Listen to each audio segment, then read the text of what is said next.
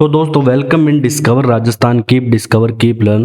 देखो आरपीएससी ईओआरओ के अंदर जो आपका सिलेबस दे रखा है भारतीय संविधान और उसके जो दार्शनिक तत्व है उसके बारे में हम यहाँ पे एमसीक्यू जो प्रीवियस ईयर क्वेश्चन भी है सब यहाँ पे उनके अकॉर्डिंग यहाँ पे सॉल्व करेंगे हर क्वेश्चन को।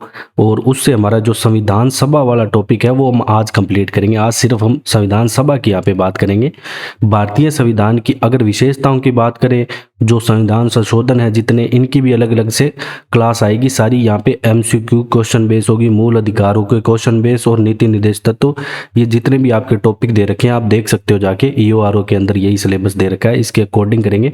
आज सिर्फ हम यहाँ पे जो संविधान सभा है इसके यहाँ पे क्वेश्चन करने वाले हैं संविधान सभा के, तो ये बात आपको ध्यान रखनी है, ठीक है। तो अपने स्टार्ट करते हैं पहले क्वेश्चन से।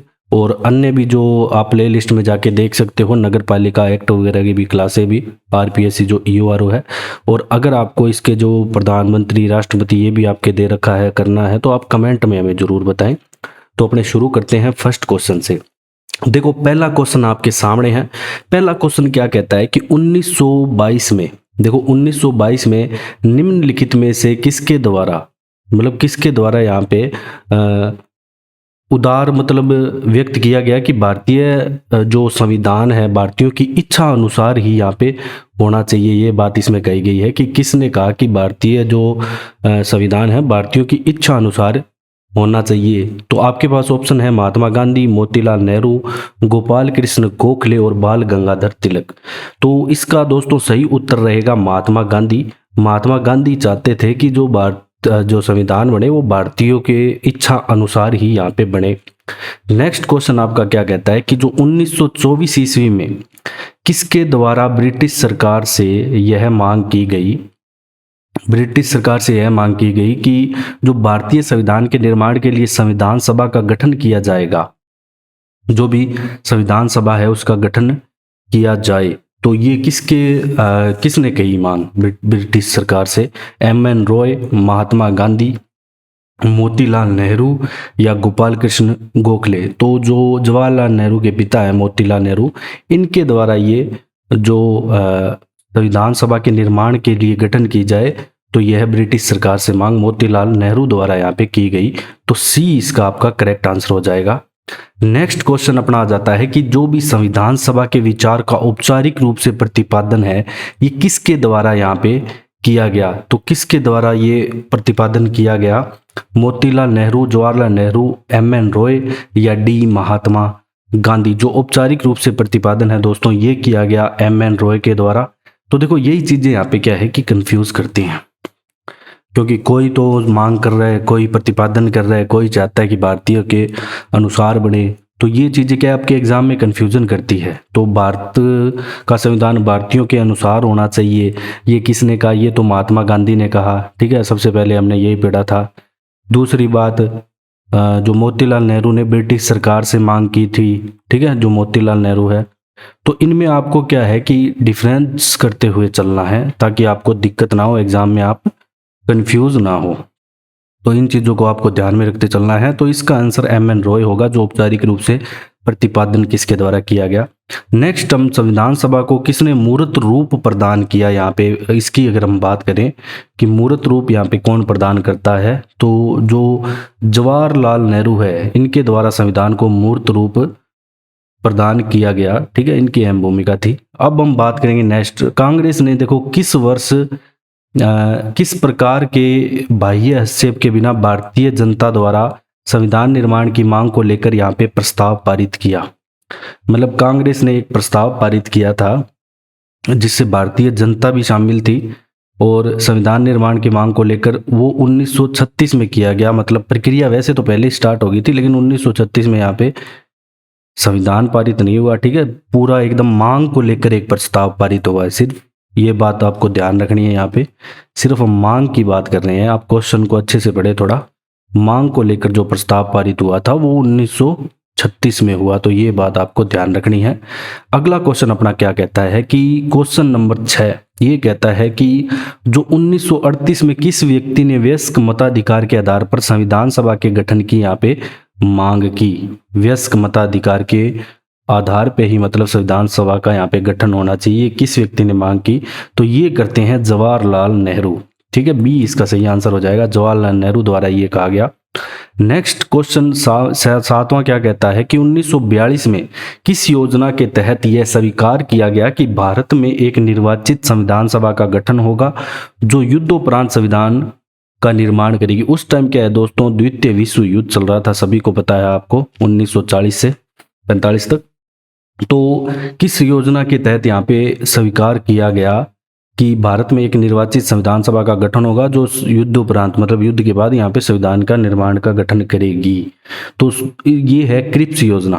ठीक है, क्रिप्स योजना के तहत ये कहा गया। फिर नेक्स्ट है संविधान सभा के गठन की मांग सर्वप्रथम। अब देखो वैसे तो क्या है कि मांग अलग अलग प्रकार से उठी थी, लेकिन 1895 में यहाँ पे कहा गया है अपने को, ये क्वेश्चन में ध्यान रखना है। 1895 में कौन मांग उठाता है यहाँ पे? महात्मा गांधी, जवाहरलाल नेहरू, बी आर अम्बेडकर या बाल गंगाधर तिलक?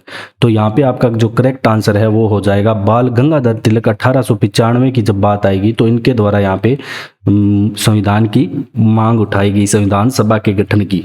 तो ये बात आपको ध्यान रखना है, जब भी 1895 की बात करें तो उस टाइम संविधान सभा के गठन की मांग बाल गंगाधर तिलक द्वारा उठाई गई। नेक्स्ट क्वेश्चन अपना क्या कहता है, भारत की संविधान सभा गठित करने का आधार क्या था? मतलब कि किस आधार पर यहाँ पे जो भारत की संविधान सभा है ये गठित की जाती है? ऑप्शन आपके पास भारतीय राष्ट्रीय कांग्रेस का प्रस्ताव, कैबिनेट मिशन प्लान 1946, भारतीय स्वतंत्रता अधिनियम 1947 या भारतीय डोमिनियन प्रांतीय राज्य विधानमंडल के प्रस्ताव। तो कैबिनेट मिशन प्लान 1946 के तहत ये आधार यहाँ पे रखा गया, ये आपको ध्यान रखना है। तो बी इसका करेक्ट आंसर हो जाएगा। नेक्स्ट क्वेश्चन की दोस्तों, क्वेश्चन नंबर 10 की हम बात करें तो 10वां प्रश्न क्या कहता है कि 1936 में भारतीय राष्ट्रीय कांग्रेस के द्वारा संविधान सभा के गठन की मांग कहां पर हुई और अधिवेशन में कौन से में रखी गई? देखो 1936 में जो भारतीय राष्ट्रीय कांग्रेस के द्वारा संविधान सभा के गठन की मांग कहां पर हुई और अधिवेशन कौन से में रखी गई? तो ये जो फेसबुक का अधिवेशन था तो यहाँ पे रखी गई संविधान सभा गठन की मांग। तो ये फेसबुक का अधिवेशन आपको याद रखना है और आप कमेंट में बताएं कि जो फेसबुक का अधिवेशन हुआ था कांग्रेस का तो इसमें अध्यक्षता किसने की थी। Next question number 11। देखो दोस्तों क्वेश्चन नंबर 11 क्या कहता है आपका, ये कि कैबिनेट मिशन जो योजना है, ठीक है, जो कैबिनेट मिशन की योजना है इसके अनुसार संविधान सभा के कुल कितने सदस्य होने थे? मतलब संविधान सभा में कितने होने थे? तो यहाँ पे होने थे दोस्तों 389 सदस्य, 389, जिसमें से क्या है कि 292 तो ब्रिटिश जो प्रांतीय प्रतिनिधि है, ठीक है, ब्रिटिश प्रांतीय प्रतिनिधि मतलब जो कि ब्रिटिशर के अंडर काम कर रहे थे। देखो बहुत सारे उस टाइम उसी का पूरा राज था। और 4 कमिश्नर और 93 वहाँ पे देसी रियासतें, 4 कमिश्नर और 93 यहाँ पे देसी रियासतें। अभी आप इतना याद रखना कि कैबिनेट मिशन योजना के अनुसार संविधान सभा में 389 सदस्य होने थे। नेक्स्ट क्वेश्चन है, जो भी प्रस्तावित मूल संविधान है, जो भी प्रस्तावित मूल संविधान में कुल सदस्यों का विभाजन किस प्रकार निश्चित हुआ? मतलब कैसे, किस हिसाब से यहाँ पे उनको विभाजित किया गया? ब्रिटिश 500 के 292 सही है, अभी मैंने आपको बताया। देसी रियासतों के 93 ठीक है, ये भी। मुख्य कमिश्नर क्षेत्र, ठीक है, जो कमिश्नर क्षेत्र के 4 प्रतिनिधि, तो इसका उपयुक्त सभी, डी आंसर सही हो जाएगा, उपयुक्त सभी। नेक्स्ट है क्वेश्चन नंबर 13, जो सभा के विभिन्न प्रांतों के लिए 292 सदस्य का निर्वाचन होना था। जब हम 292 की बात करें जो कि ब्रिटिश प्रांत के थे, ठीक है, तो इनमें से कांग्रेस के कितने प्रतिनिधि यहाँ पे निर्वाचित हुए? 292 से अगर हम बात करें तो दोस्तों ये होते हैं 195, 208, ठीक है, 208 कांग्रेस के यहाँ पे जो निर्वाचित होते हैं सदस्य। तो ये आपको ध्यान रखना है। क्वेश्चन नंबर अगर हम दोस्तों 14 की बात करें तो 14 प्रश्न क्या कहता है?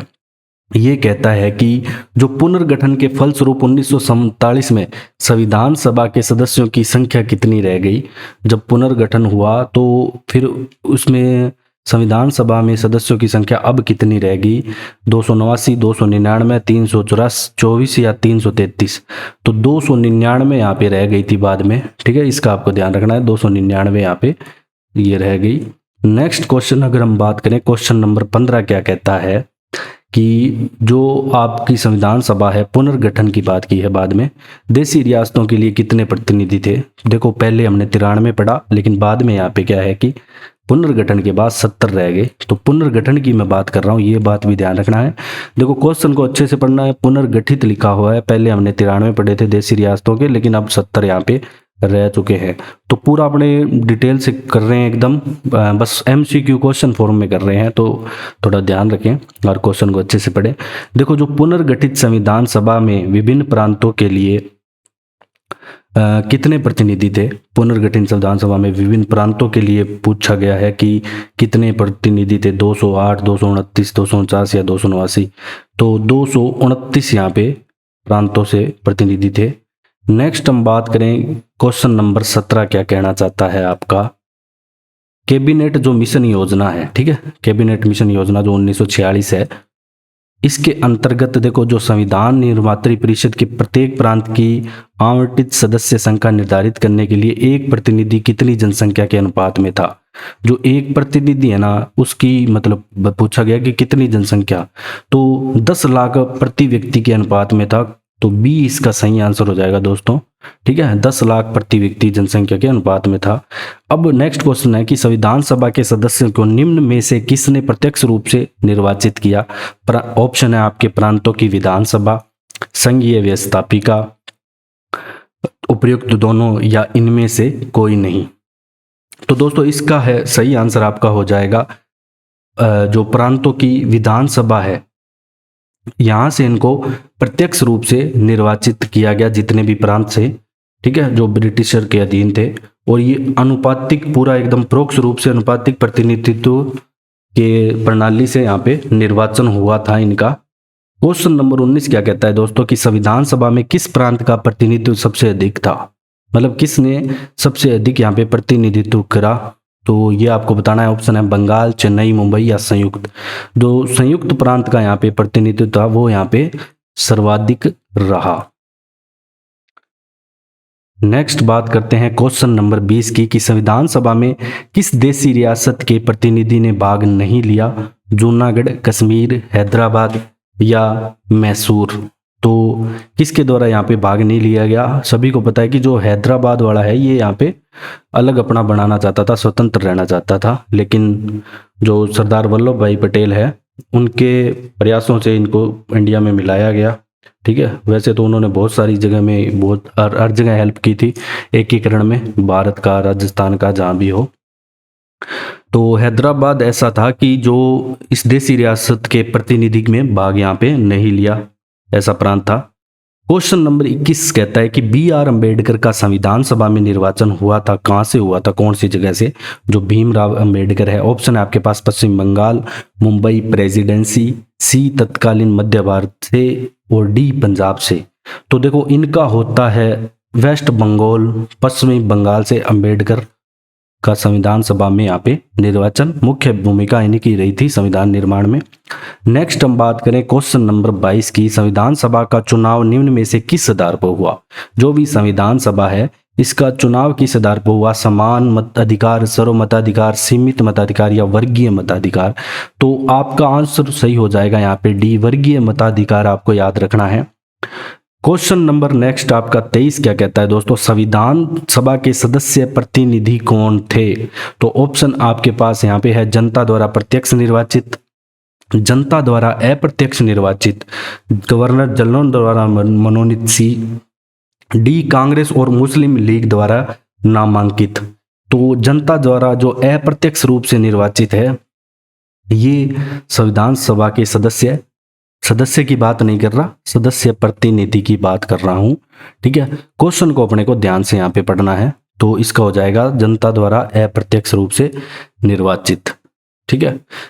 जैसे राष्ट्रपति अप्रत्यक्ष रूप से ही निर्वाचित होता है, विधायक के जो वोट होते हैं उनका हर राज्य के, मतलब जनसंख्या के अकॉर्डिंग हर विधायक के वोट का यहाँ पे मूल्य तय होता है। जैसे राजस्थान के 129 है एक विधायक के वोट का मूल्य यहाँ पे, ठीक है, वैल्यू कह सकते हो, वैल्यू ऑफ वोट, ओके। तो क्वेश्चन नंबर 24 क्या कहता है आपका, संविधान सभा के लिए चुनाव कब संपन्न हुए। जो भी संविधान सभा है इसके लिए चुनाव कब संपन्न हुए, 45 में, 46 में, 47 में या 48 में? तो 1946 में यहाँ पे चुनाव संपन्न हो गए थे संविधान सभा के। ठीक है। क्वेश्चन नंबर 25 क्या कहता है दोस्तों, जो भारतीय संविधान सभा की स्थापना यहाँ पे पूछा गया है कि स्थापना कब होती है, तो ये होती है आपकी 10 जून 1946, 9 दिसंबर 1946, 26 नवंबर 1949 या 26 दिसंबर 1949।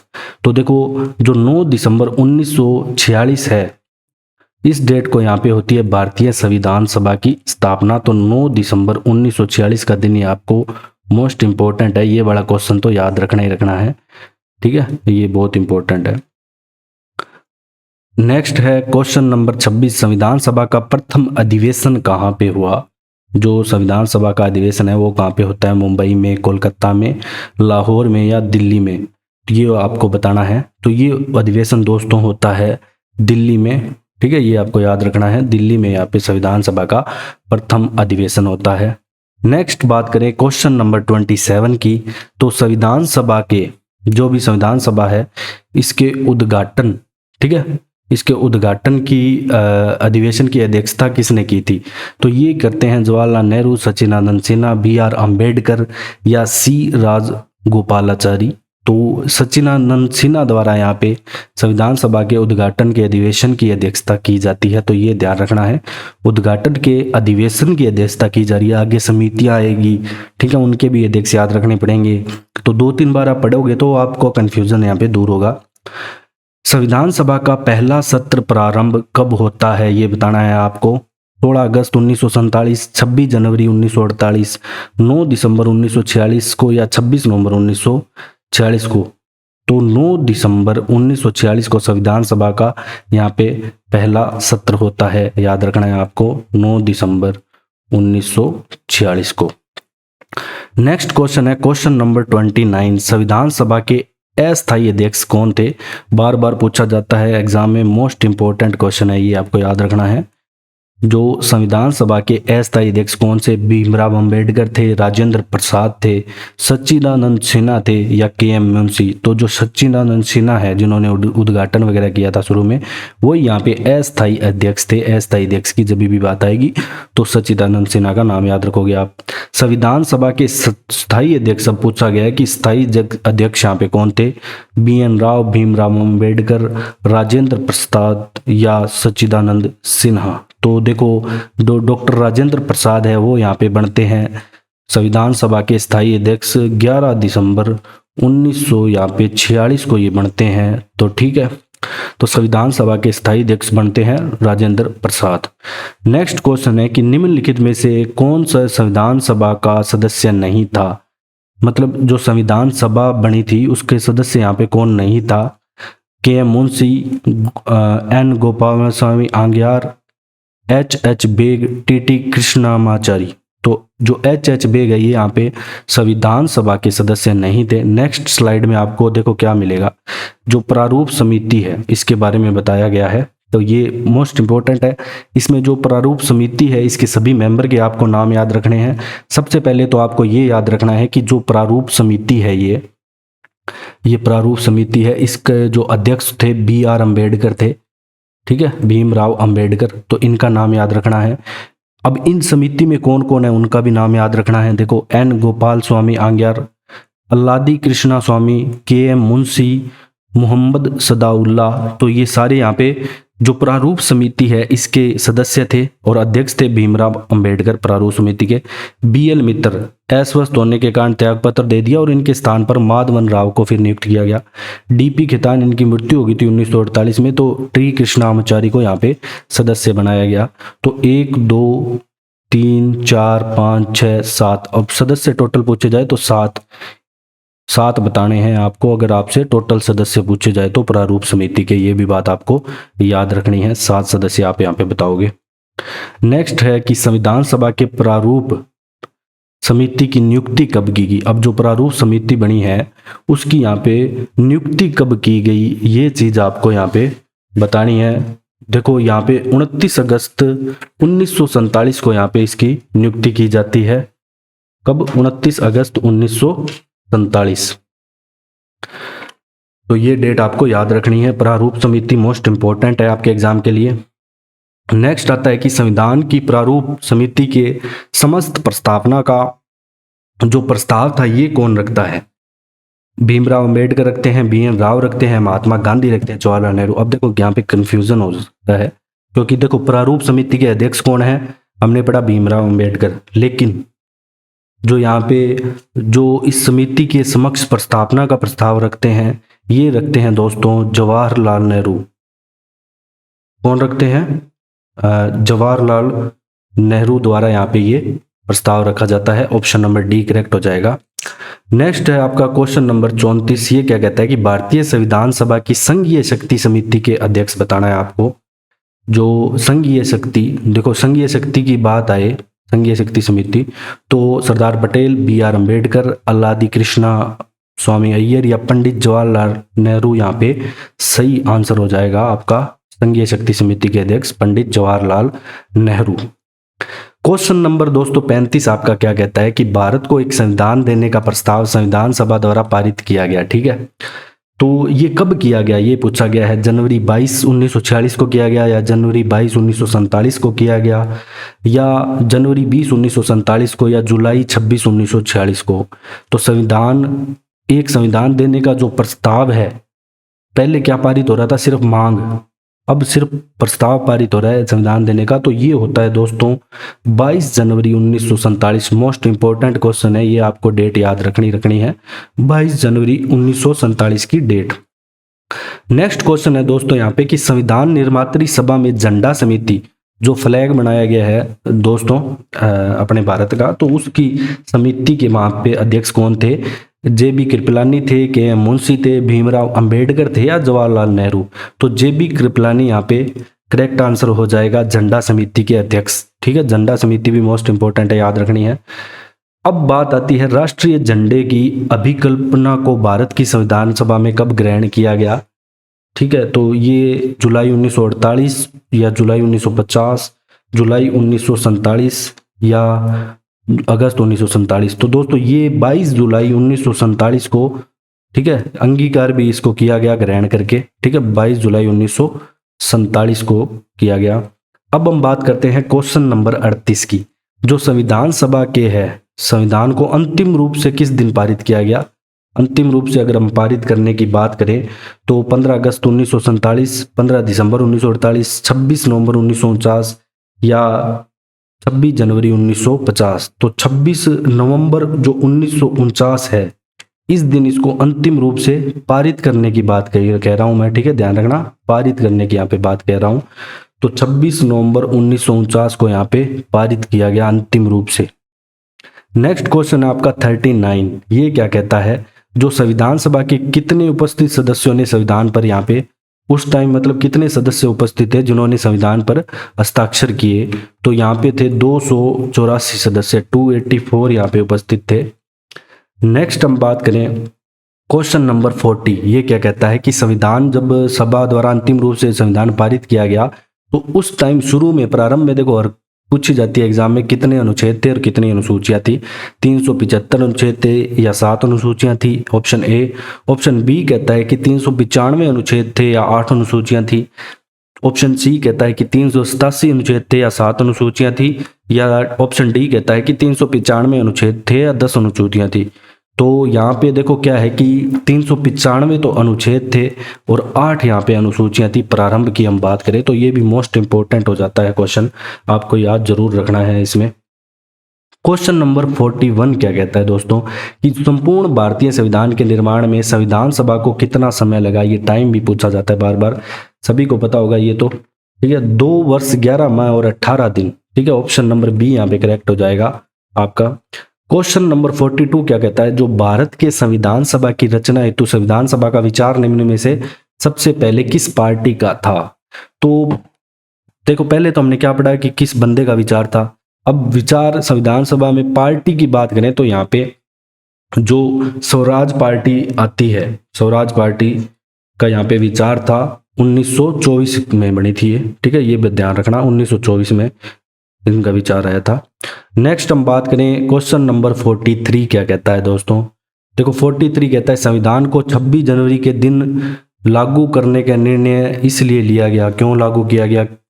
ऑप्शन ए कहता है कि कांग्रेस ने इस तिथि को 1930 में स्वतंत्रता दिवस के रूप में मनाया, 1942 में भारत छोड़ो आंदोलन प्रारंभ किया गया और यह एक शुभ दिन था, इनमें से कोई नहीं। तो देखो कांग्रेस ने क्या कि 1930 में स्वतंत्रता दिवस के रूप में इसे बनाया था 26 जनवरी को, ठीक है, झंडा भी फहराया था यहाँ पे, तो ये ध्यान रखना है। तो इसी दिन यहाँ पे इसलिए संविधान लागू किया गया। नेक्स्ट हम बात करें, अब यहाँ पे कुछ पॉइंट्स दिए गए हैं इंपॉर्टेंट। देखो जो संविधान सभा की स्थापना हुई जो 6 दिसंबर 1946 को यहाँ पे होती है, ठीक है। फिर 9 दिसंबर को क्या होता है, संविधान सभा गृह, आज का जो संसद भवन है, संविधान सभा की यहाँ पे पहली बैठक होती है, ठीक है। इसको संबोधित करने वाले प्रथम व्यक्ति JB कृपलानी थे, ये क्वेश्चन हम कर चुके हैं। और यहाँ पे जो स्वतंत्र देश की मांग है, मुस्लिम लीग यहाँ पे बहिष्कार भी करती है और मुस्लिम लीग ऐसा भी कहती है कि मुस्लिमों के लिए अलग से संविधान बनाओ। फिर 11 दिसंबर 1946 को क्या होता है, राजेंद्र प्रसाद बनते हैं संविधान सभा के अध्यक्ष, ठीक है, ये भी हमने क्वेश्चन कर लिया। और हरेंद्र कुमार मुखर्जी उपाध्यक्ष यहाँ पे निर्वाचित होते हैं।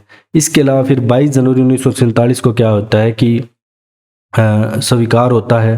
फिर 22 जुलाई 1947 को संविधान सभा में तिरंगे को राष्ट्रीय ध्वज स्वीकार यहाँ पे किया गया। 15 अगस्त 1947 को भारत को स्वतंत्रता मिल जाती है, ठीक है। फिर 29 अगस्त 1947 को मसौदा समिति बनती है जिसमें अध्यक्ष बाबा साहेब अम्बेडकर, भीमराव अम्बेडकर बनते हैं और बाकी सबके नाम दे रखे, ये भी हमने पहले कर लिया है। और 16 जुलाई 1948 को हरेंद्र कुमार मुखर्जी, VT कृष्णामाचारी संविधान सभा के दूसरे उपाध्यक्ष यहाँ पे निर्वाचित किए गए, ठीक है, ये इतना इंपॉर्टेंट नहीं है। और 26 नवंबर 1949 को यहाँ पे भारतीय संविधान को स्वीकार किया गया। फिर 24 जनवरी 1950 को संविधान सभा की बैठक हुई जिसमें संविधान पर सभी ने हस्ताक्षर करके उसको मान्यता दी। और फाइनली जो 26 जनवरी 1950 है, ठीक है, अपने को ये डेट याद रखनी है, 26 जनवरी 1950 को यहाँ पे पूरे भारत में संविधान लागू हो जाता है, भारतीय संविधान। अभी इसके आगे जो भी टॉपिक है, इसके नीति निर्देश तत्व जितने भी मैंने आपको शुरू में दिखाए, वो भी हम क्वेश्चन फॉर्म में करेंगे नेक्स्ट क्लास में, ठीक है। अगर आपको हमारा कंटेंट पसंद आए तो आप शेयर करें, सब्सक्राइब करें। Thanks for joining discover Rajasthan.